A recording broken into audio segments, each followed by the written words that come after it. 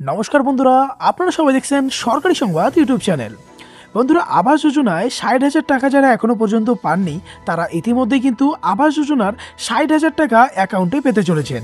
যারা সরাসরি মুখ্যমন্ত্রীকে আবেদন করেছিলেন তাদের বাড়িতে কিন্তু ইতিমধ্যেই সার্ভের জন্য আবার লোক আসা শুরু হয়েছে।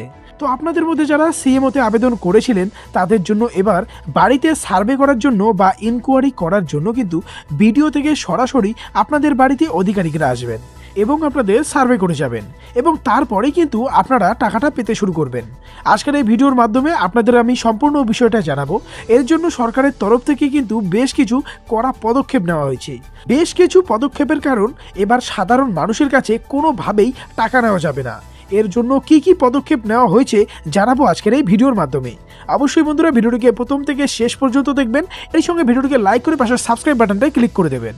তো এখানে দেখুন পরিষ্কার করে বলা রয়েছে যে পশ্চিমবঙ্গ সরকারের অন্যতম গুরুত্বপূর্ণ প্রকল্প বাংলার বাড়ি কেন্দ্রীয় প্রধানমন্ত্রী আবাস যোজনার দুর্নীতির অভিযোগ থেকে শিক্ষা নিয়ে এবার বাংলার বাড়ি প্রকল্প রূপায়ণে নেওয়া হয়েছে বিশেষ সতর্কতা। পঞ্চায়েত প্রতিনিধিদের প্রকল্প থেকে দূরে রেখে দায়িত্বভার তুলে দেওয়া হয়েছে বিডিওদের হাতে। প্রধানমন্ত্রী আবাস যোজনায় গ্রামীণ আবাসন প্রকল্প নিয়ে একাধিক দুর্নীতির অভিযোগ উঠেছিল। কেন্দ্রীয় গ্রামোন্নয়ন মন্ত্রকের প্রতিনিধি দলের রিপোর্টে উঠে এসেছিল অনেক ক্ষেত্রে সরকারি টাকা প্রাপকের অ্যাকাউন্টে ঢোকার পরও বাড়ি তৈরি হয়নি। কেউ কেউ সেই টাকা আত্মসাৎ করেছেন। নবান্ন চাইছে এই অভিজ্ঞতা যেন বাংলার বাড়ি প্রকল্পে পুনরাবৃত্তি না হয়। তাই ব্লক উন্নয়ন আধিকারিক অর্থাৎ বিডিওদের তত্ত্বাবধানে রয়েছে পুরো প্রকল্পটা। নিয়মিত তদারকির নির্দেশ দেওয়া হয়েছে, যেখানে উপভোক্তারা ঠিকভাবে বাড়ি তৈরি করেছেন কিনা তা যাচাই করতে বলা হয়েছে। বন্ধুরা, এছাড়াও বিডিওদের কিছু বিশেষ দায়িত্ব দেওয়া হয়েছে। যেমন ১ নম্বরে বলা রয়েছে বিডিওদের নির্দেশ দেওয়া হয়েছে নিয়মিত ইন্সপেকশন করতে হবে, ঘরের কাজের প্রতিটি পর্যায়ে ছবি তুলে রাখতে হবে, উপভোক্তাদের কাছে কেউ টাকা দাবি করেছে কিনা সে খোঁজ খবরও রাখতে হবে। ৪ নম্বরে বলা রয়েছে জানুয়ারি মাসের মধ্যেই লিন্টন ঢালাই এবং এপ্রিলের মধ্যে কাজটা সম্পন্ন করতে হবে, অন্যথায় আইনানুগ ব্যবস্থা নেওয়া হবে।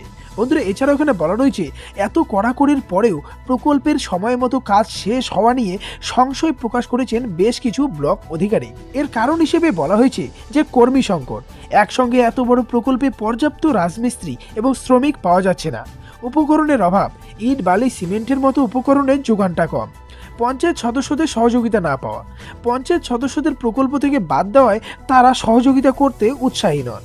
এছাড়াও পঞ্চায়েত ও গ্রামোন্নয়ন মন্ত্রী প্রদীপ মজুমদার জানিয়েছেন পঞ্চায়েত সদস্যদের সব কাজে যুক্ত থাকতে হবে, এমন কোনো নিয়ম নেই। আমরা চাই কাজ সুষ্ঠুভাবে এবং সময় মতো শেষ হোক। বাংলার বাড়ি প্রকল্পে দুর্নীতি এড়াতে নেওয়া পদক্ষেপ অত্যন্ত গুরুত্বপূর্ণ, তবে বাস্তবায়নের চ্যালেঞ্জগুলি কাটিয়ে উঠতে হলে শ্রমিক ও উপকরণের যোগান নিশ্চিত করতে হবে। বিডিওদের উপর নির্ভরতা বাড়িয়ে প্রকল্পের স্বচ্ছতা বজায় রাখতে সরকার আরও কঠোর হতে পারে।